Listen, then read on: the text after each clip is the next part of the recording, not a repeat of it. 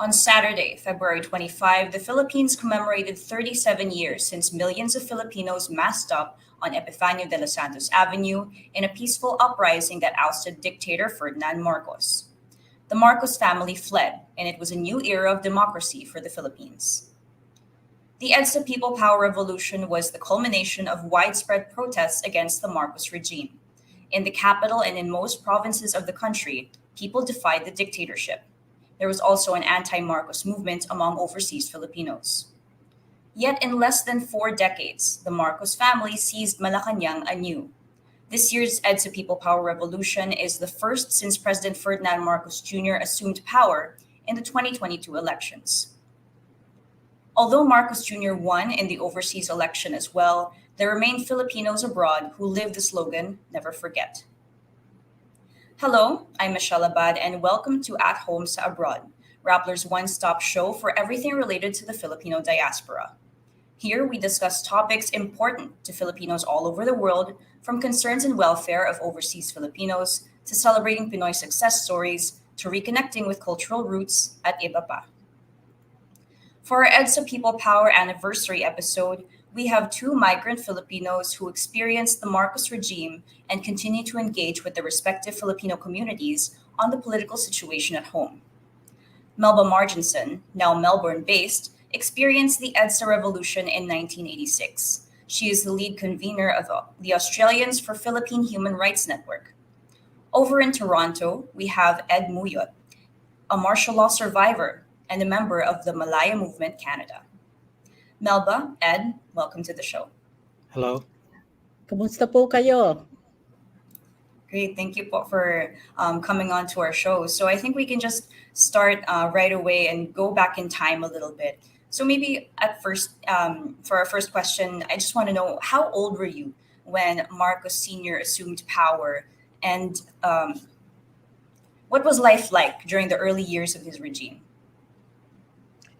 Mauna ako, no? Sure. 15 anyos, I think I was 14 or 15 years old nang maging presidente si Ferdinand Marcos.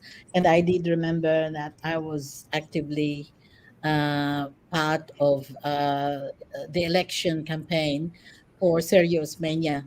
Siya ang tinalo ni Marcos noon si Sergio Osmeña. So yeah, I was a teenager, and I was in high school, in a Catholic school, one of the St. Mary's high schools, kasi maraming St. Mary's sa Pilipinas. And Ang buhay noon, the usual, hindi naman naghihirap ng husto ang mga Pilipino. So kaya may time kami talaga ma-involve as high school students, even sa mga political campaigns. Mm-hmm. Sir Ed, how about you? I was starting my high school that time, and I remember watching a lot of political programs. I think there were some channels that is pro-liberal and other channels that are pro-nationalista, and each one is mud-raking each other, and or they're using a lot of ad hominems, and the issues are not really analyzed for people to understand. It's a lot of it's very superficial. So it's more like a popularity contest to me that time. So I understand both of you were young, but not necessarily too young that you weren't old enough to understand that, how the national situation was, that there was politics happening. What was your take on Ferdinand Marcos back then? And during the time when you were involved as well in political movements in your schools, how did you take the new Marcos administration coming in? He was very popular then, Mm-hmm. He came in as a very popular president. And so, sabi nga ni Ed, kami bilang kabataan, syempre, very idealistic kami, no? At ang tinitingnan mo yung liderato, yung leadership qualities ng isang tao. So, He was definitely leadership material, okay? So, bata pa kami noon, siyempre jaded pa ang mga kabataan nung panahon noon. Mhm. Um, with myself, I found President Marcos at the time to be he has some sort of charisma, and then he's married to a beautiful wife who became the first lady, and I think he's well eloquent in his speeches and articulate. That's what I see to him. But it's still to most of my circle that time. It's like a race of two horses. It's like a game. You know, it's like waging to this horse and to that other horse. So you try to make yourself on the winning side, and I think it was Marcos that time. Mhm. Sir Ed, I understand that martial law was a life-changing time for you. So can you please tell us your story? When martial law was declared, I was already in university, and I was active in campus journalism. I was the cartoonist, the editorial cartoonist, and also a writer. And there's a lot of social issues that were published by our college paper. So I was already in the sites of there were many agents in the school, military agents. So because of your visibility, you become a target. So when martial law was declared, uh, I was so nervous and was ready to hide, but I was told continue organizing in the university despite martial law. Mhm. Go on, sir. Tell us more about your political involvements as through the years of martial law. Yeah, so in the university we organize secret marches, leafleting, uh, putting writing signs on the walls. So for a year I was semi underground in the university, and then that's martial law, under martial law, and then uh, we didn't realize then we were infiltrated. So one day they raided my residence, and I was arrested, and then brought to a safe house, tortured, and then later brought to a Camp Crame. Mhm. And what happened after that? Were you able to experience the latter regime of the latter part of the Marcos regime? What was it like to endure that those? I feel like that's a traumatizing experience. What was that like for you, and how did you get out of that situation? So I was behind bars for a year, more than a year, and I was later on. At first I was with hardened criminals. They mixed me with hardened criminals, in a cell, and then a month later, I was I was brought to a regular prison with political prisoners. So that Mhm. was for a year. So I was able to meet a lot of those political prisoners that survived torture. Those also, some of them also were rebels, NPA guerrillas, that were also brought in the same uh, prison that I was staying in. Mhm. So I mean, so for in the beginning, the torture, you can't sleep well at night because in midnight you'll be taken off from your bed, and then you'll be interrogated, and then manhandled, tortured. So in the beginning, you always can't sleep well, Mhm. and then in the next few months, it's beginning to settle down, but still you were wondering when are you going to be released. Mhm. So how were you released? What Oh, was? okay. What I was told at that time, the first lady was going to China to visit Chairman Mao, and I think in as a humanitarian gesture, we were released. I think there was hundreds of us that were released to show Chairman Mao then that that to show that the Philippines are a humanitarian. They release they don't hold prisoners long, political prisoners long. So that was I was told. Mhm. So when I was released, Mm. So there when was a you were mass release of 100 that time. I see, I see. So when you were released, did you want to continue your movement with opposition, or were you already planning to go abroad? Like, how did you? No, no, there's no plan to go abroad yet.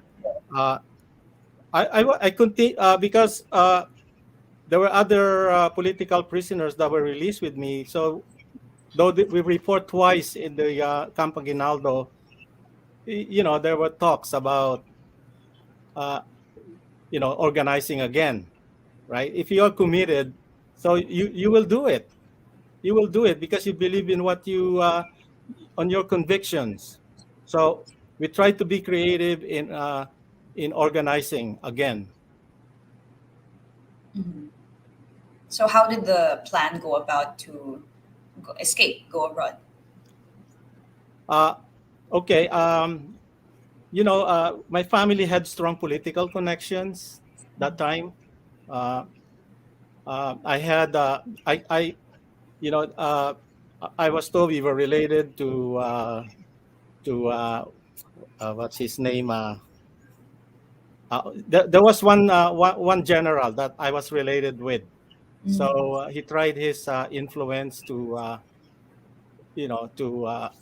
let me, to tell his friends in, like in immigration or intelligence service, uh, to let me go abroad. Though I had a legal visa from Canada because I was being sponsored by my fiancée then. Mhm. So because of my political connections, I was able to get out of the Philippines. Mhm. But what was that feeling like to make that decision? Because you had that whole background of opposition going semi underground. Did it feel like, I don't know, maybe a betrayal that you were leaving, or did you understand that it was something that you had to do? No, I don't think there's a betrayal feeling because uh, my perspective and my outlook was internationalist. It's not only happening in the Philippines, but in many other places in the world. Mhm. So when I came to Canada, it was an atmosphere of liberal democracy, freedom of the press, and then there's also a community, a Mhm. Filipino community, and there were also exiles, political exiles. So we got together and we still continue the struggle in North America Mhm. at that time. Okay, I'll get back to you, Sir Ed, about your experience of carrying on your efforts even when you were abroad. I'll go to Miss Melba first. So, Sir Ed just told us about his journey from when martial law started.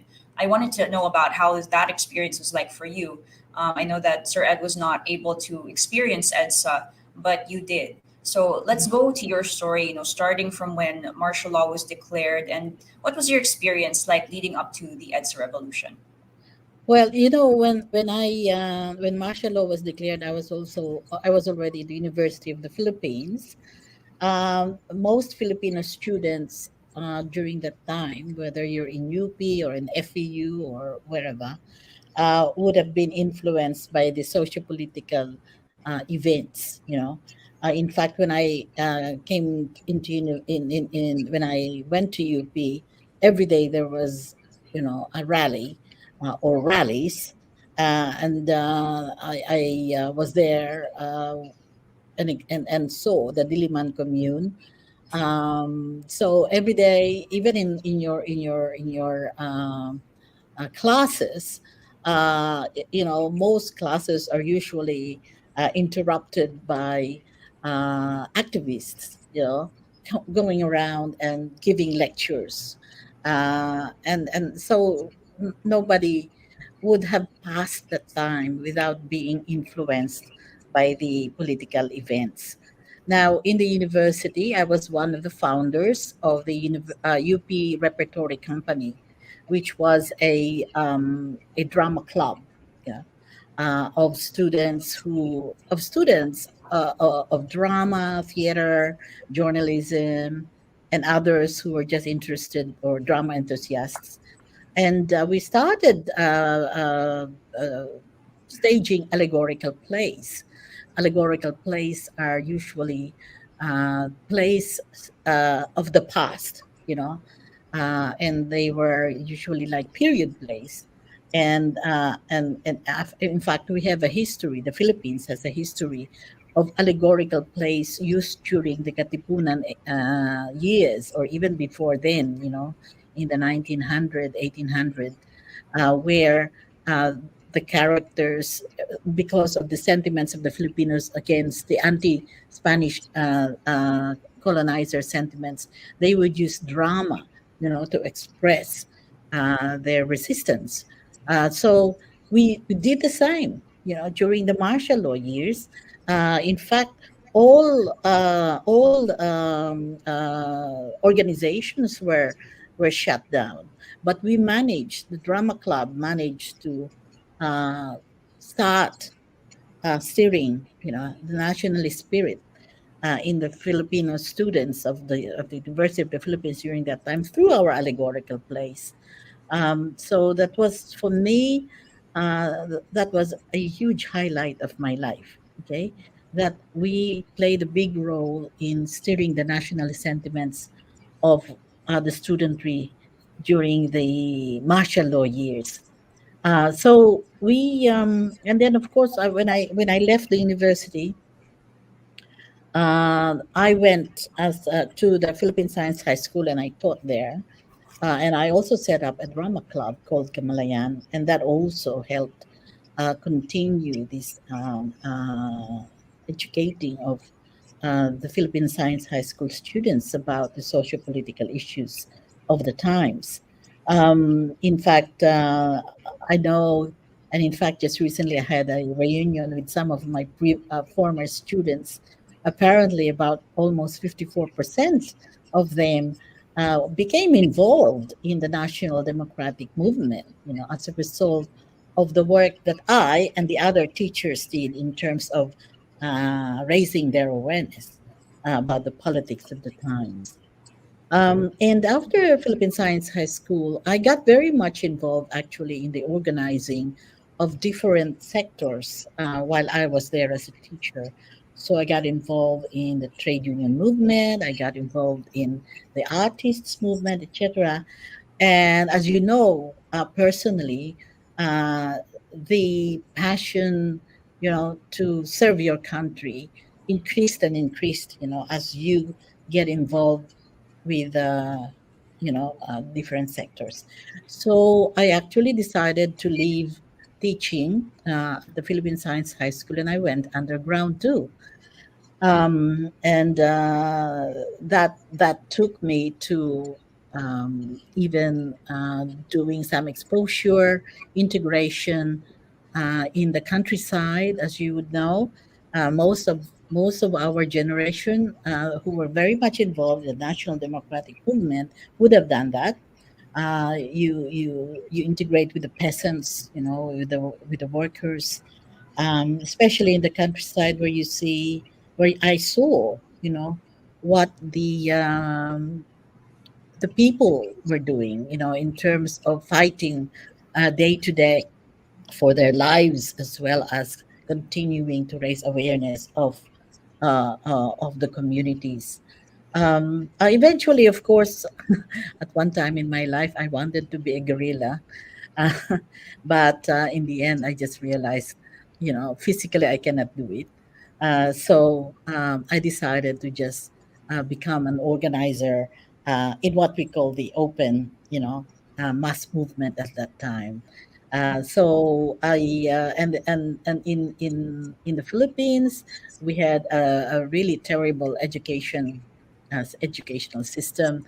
In fact, our slogan at that time is, look, we are living in the times of the miseducation of the Filipinos.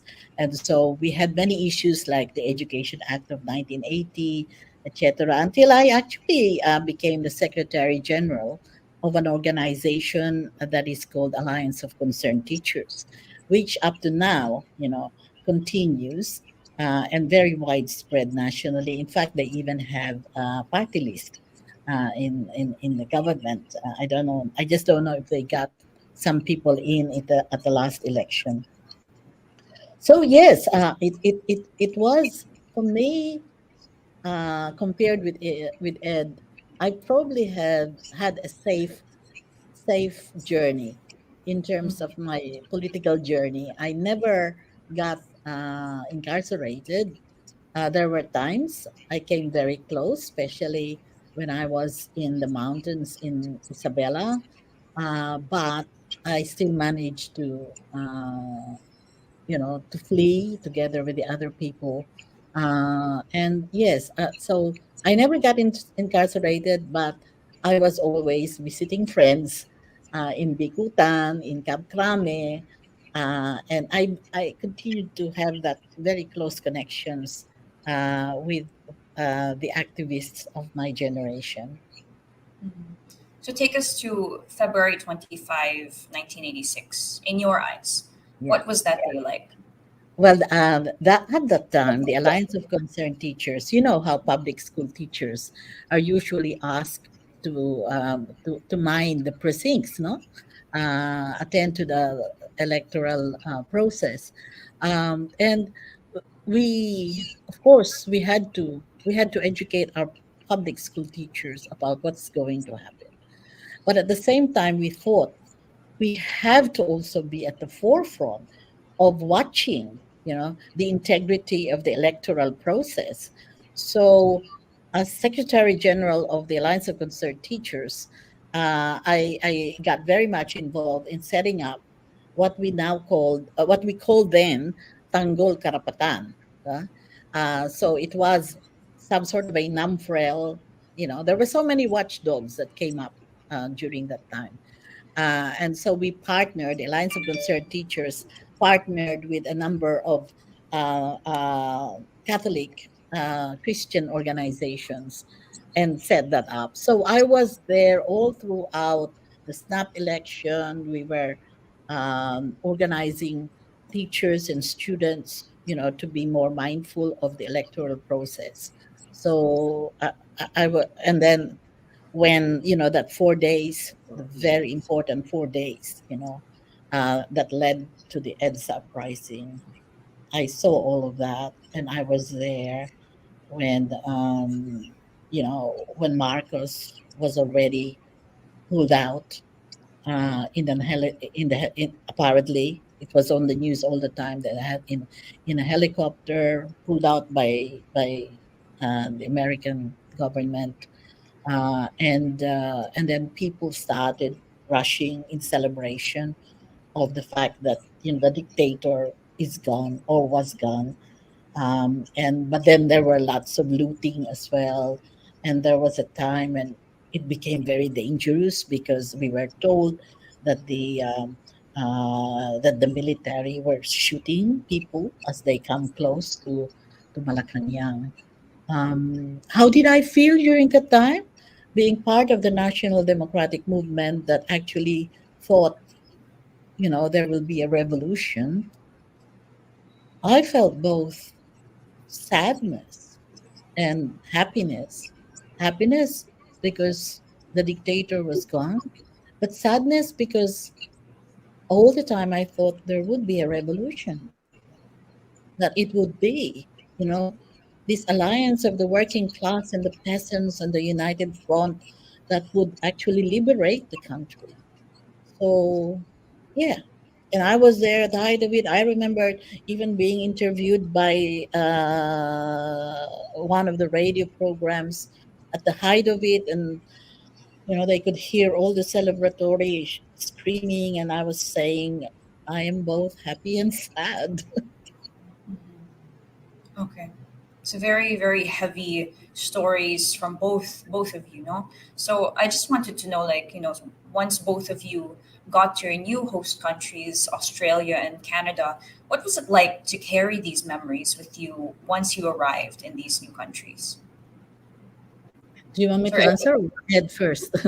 at first. Okay, so when I arrived in Canada, you experience right away the atmosphere of liberal democracy, and also suddenly you are in a society where there's you know consumerism, materialism, if you would say. So if you look at it, I have this this discomfort and these materials, and why would I continue suffering like this and fight for my country, for my people? But then I resisted that. I resisted that despite having these material comforts in your new country. And then also within the community, there are also issues. Uh, you know, uh, the consulate is involved in intelligence work. Uh, it's also uh, asking the local Filipino businesses to boycott progressive Filipino community papers. So there is a polarization in my community. So you have a basis for organizing. So within this polarization, there is the pro Marcos and then there's anti Marcos. Not necessarily national democracy, because there are many members in the community who didn't understand what national democracy is. So it's mostly on the basis of anti Marcos, anti militarization, anti fascist. So that was the basis of organizing in my community. How about you, Melba? Well, when I actually married an Australian national while I was still the Secretary General of the Alliance of Concerned Teachers, we do have a lot of partnership programs. Okay, and so we have a partnership with the National Teachers Federation of Australia, and so I was invited to address their National Assembly as one of their overseas guests. And there I met my future husband, who courted me, and eventually I got married in 1989. I got married in the Philippines, and it was attended by, uh, I would say, some of the who's who of the National Democratic Movement. And so I went to Australia with all the connections already laid out for me, because Australia, like in Canada, in America especially, uh, the National Democratic Movement was able to set up many solidarity uh, organizations. So we had the Philippines Australia Solidarity Group. I connected with that. I got involved in continuing, the education of the Filipinos, as well as the non Filipino members, and the wider public about the issues that continued to plague the Philippines. So I was at the forefront of organizing so many uh, uh, tours, by Gabriela, by priests, from the various national democratic groups. So my life was very busy with all those organizing. I never stopped, in other words.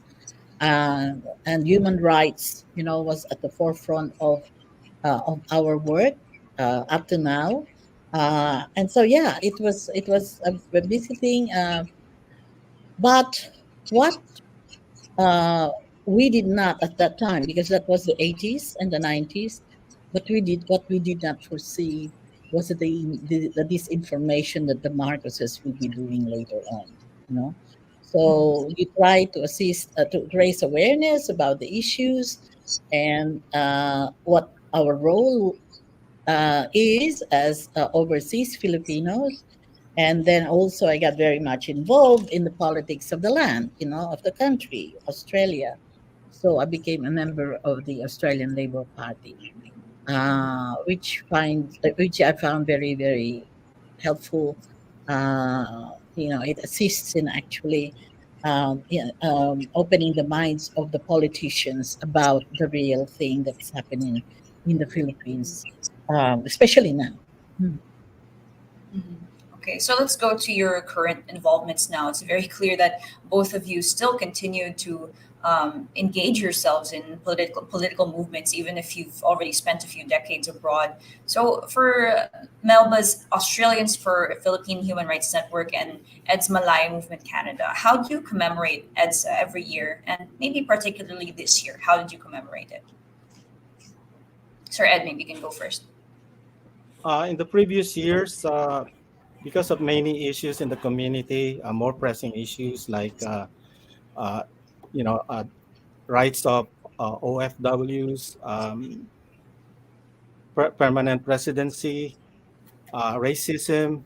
Uh, so the commemoration of the People Power every February was kind of subdued until this year. Only this year that it became more vibrant because there's a basis because this infamous family, the Marcos family, is back in power.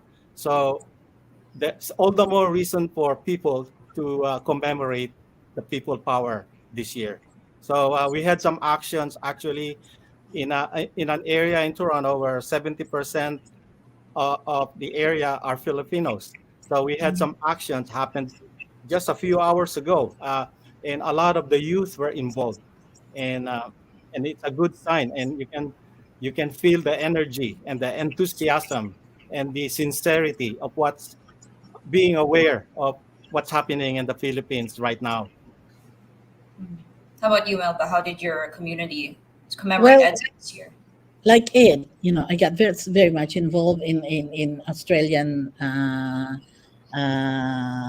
experiences. And when I came here in 1989, there were many Filipino women who were bashed, who were victims of domestic violence. So we had a whole of a decade of campaigning and leading the fight against family violence in Australia. I mean, that I say literally the Filipinos, because of the issues that we had, because of the phenomenon of Filipino mail order brides. Uh, many, many mixed marriages were problematic when I came here, and some Filipino women were killed actually. So me and my particular, politically aligned group of Filipinos, we set up to document the killings, and then we were able to have a legislative uh, victory over that. A legislation that protects overseas people, okay, especially women, from being victims of family violence, which has actually resulted to a lot of um, uh, overseas women who were able to become permanent residents as a result of being victims of domestic violence. So that became part of my history of leadership in terms of the issues here. But like what Ed said, EDSA did not play a big role. I mean, EDSA anniversaries until lately, because the Lenny Kiko campaign, that last presidential campaign, became the milestone, that stimulated again the nationalist sentiments of the Filipino Australians, and we got very much involved as usual. Our organization, Australia's Philippine Human Rights Network, we connected with the team Lenny Robredo, with Silent Majority, and so we had huge campaigns in Melbourne, in Sydney, etc. And in fact, after the laws, and we got involved in the poll watching, and and perhaps that it was only in Australia that Lady Kiko won. in terms of it, no matter how small the population. Here, it was only here that I heard that they won, and that the loss in the last Philippine election has demoralized a lot of people. It's not surprising, especially with um, uh, the new, how would you call that? The new people who got involved, like the young Filipino Australians. They got even more uh, demoralized than the seniors like us. So we continue on though, because as a result of that experience, we were able to set up human rights activist groups of Filipino Australians, starting in Melbourne, and the other states are following through now. So, in other words, we're organizing again, around the issues that we have at the moment, the Marcos Duterte. But then at the same time, we are aware of our role in Australian politics too, because now we are campaigning for the voice to parliament of the Aboriginal people of Australia. Now there is a big chance that finally a vote to get the Aboriginal people in the Australian Constitution may finally be approved by the people at the coming referendum in this year. So here we are, as Filipino Australians working together on common issues in Australia as in the Philippines. It's a bit daunting, challenging, but when you see, and as Ed said, when you see them increasing in number, the number of Filipinos again being awakened that they have a role here abroad, and in the Philippines, it's very rewarding. Okay. Okay, I'm gonna go to my last question now. So, why do you think it's important for overseas Filipinos to keep the memory of EDSA alive? And let's also, I want to link that question to something similar, that, the Marcos family is still quite popular with overseas Filipinos. What's your advice for Filipinos abroad who are worried over their community's dimming memory of martial law and people power? So, again, the significance of keeping the memory of EDSA alive, and also what's your advice for troubled Filipinos who are worried about the Marcos family's popularity again to this day? Sir Ed, would you like to go first? Okay, in my community, we try to ask the Filipinos to be more discerning of what they see on social media, because there's a lot of disinformation, fake news, historical revisionism, and a lot of Filipinos actually in the community are aware of that. And this that the election was rigged. There was there's a rampant electronic manipulation, and they're aware that Lenny really won. They really won physically by votes. Not by electronic statistics. So a lot of Filipinos realize that in Canada, as far as I can see, as far as the people that I talk to. Same here. Really, your question is, why is EDSA so important now, Yeah. Michelle? Oh. Well, Yes. I mean, we have the issues that we are now confronting are life and death issues, for the country, you know. So some people are saying, in fact, recently the cha-cha issue is being, it looks like mamadaliin, no? Itong gobyernong ito, yung cha-cha, no? Ang sagot nga ng mga, some of our people is, ito talagang ano na ba to? Wholesale, selling na ng Pilipinas. Hindi tayo papayag dyan, you know. So, um, the issues in the Philippines will continue boiling, around here. Filipinos are getting angrier and angrier every day. the Filipino Australians. And the good thing is, of course, the chat groups are still very much around. So yan ang daluyan ng mga information. But more and more now, after the lockdowns, we are looking at more face-to-face gatherings. Okay? So magpapatuloy, no? Magpapatuloy yung pagbubukas ng isip. Fight against disinformation is our main goal because disinformation is not just in the Philippine context. Global yan. Yeah? Okay. Nangyayari kay Trump, yung sa Brazil, etc. No? So, naintindihan na ng mga tao na kailangan silang maging mapagbantay. They have to be vigilant. Now, what we're trying, dalawang separate yan. Yung mga older Filipinos, no? Yung mga talagang, pro Marcos, wala ka na mababago diyan, no?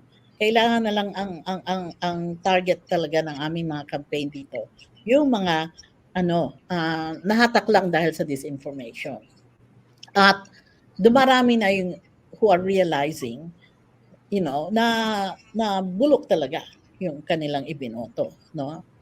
Marami na talaga. Ang dami kasing mga nung nagpunta nga si BBM dito, nagprotesta din kami. I mean, we're quite vigilant, alam namin na umattend siya ng isang car racing sa Queensland at one point. So, I mean, what kind of president is it na may panahon sa mga ganong klase, no?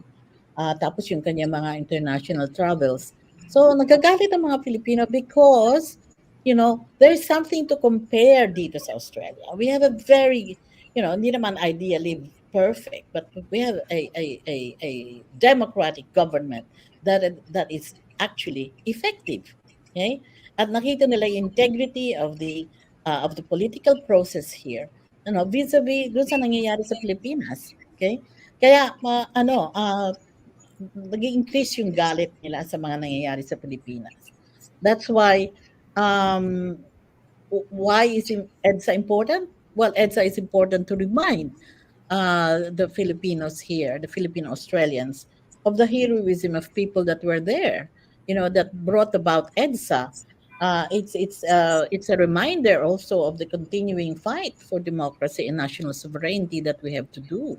So, umpisa pa lang ito, no, ng patuloy na pagpapaalala na gagawin namin dito para may milestone na mangyayari, no, sa mga ito. Ang tanong nga, kailan mangyayari? When will the movement in the Philippines, come to a juncture like what happened in EDSA? Ang hirap masabi from our end here, but here we will just continue, really raising awareness of the Filipino Australians, especially our young, no? Kasi sila yung talaga nagtatanong, no? Nagtatanong na at open silang makinig kung ano yung mga nangyari before. But they want action, no? Kagaya ng nito, nagkaroon kami ng we watched Signos 1983, yung documentary ni Mike De Leon last Saturday in commemoration of EDSA, and then we had a big discussion that led to to concern about the Chacha. So we will continue to use hybrid forums like using Zoom as well as face-to-face. We're going to use the arts, as a platform for resistance. We'll do everything, and we'll never stop organizing our human rights activist groups who are mostly young Australians, Filipino Australians, will be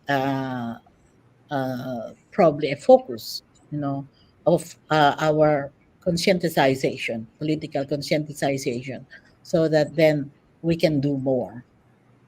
All right. Thank you so much, Melba and Ed, for your time. You're welcome. You're welcome. Thank you for having me. Thank you. Again, you're tuned into At Homes Abroad on Rappler. I'm Michelle Abad. Thank you for listening.